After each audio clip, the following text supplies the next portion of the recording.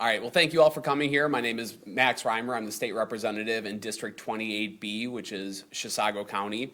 Today, we will have a bill heard in the Public Safety Committee, House File 16. I talked to a number of you a few weeks ago about this bill.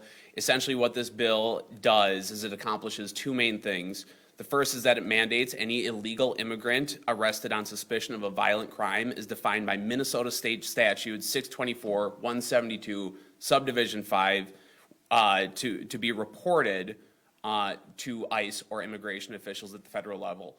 Second, this bill prevents any state and local government entities from actively prohibiting, restricting, or interfering with federal immigration enforcement authorities and carrying out federal immigration enforcement on this statute.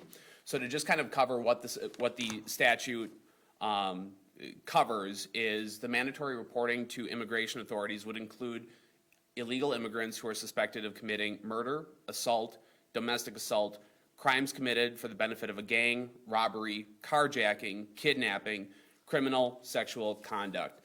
And what I want to cover about this bill is that it's a very narrowly focused bill. Ultimately, we had an election in November that was primarily adjudicated on illegal immigration. It was a number one or number two issue for most Americans. And what this bill does is it helps keep our community safe.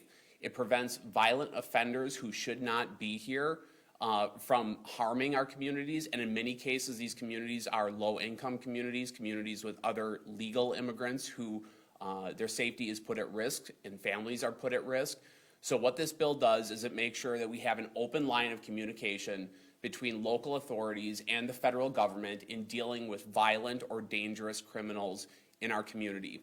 Now, this bill is important because it comes on the heels of the Minneapolis mayor, of the Hennepin County attorney, of the Minneapolis police chief, all openly defying the federal government in their effort to curb illegal immigration in our communities. And I think what this bill will ultimately accomplish is creating a pathway between local authorities to report violent offenders who happen to be illegal immigrants to federal authorities. This is important because it helps protect our communities, and it's important because it keeps people off of our street who should not be here.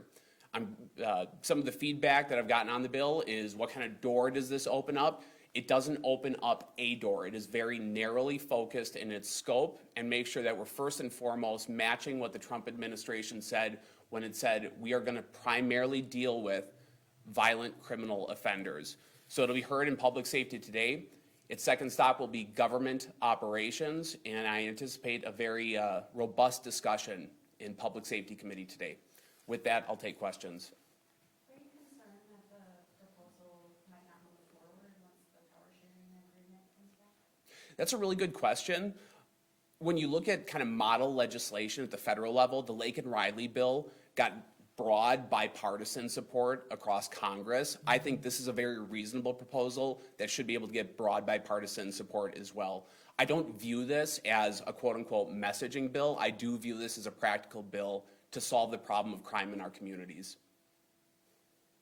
I know that the Minneapolis FBI tweeted recently that they're trying to comply and helping federal enforcement officials pick up folks who are in sort of this situation. Is that enough? I wonder if we can clarify what needs to be done differently at the local level to help with enforcement.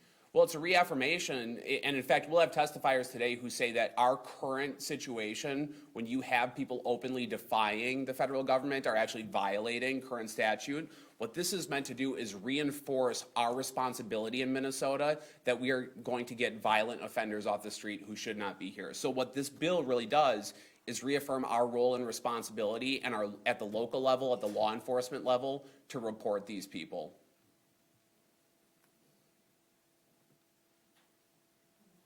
Have you heard from any of your DFL colleagues? Do they really support it?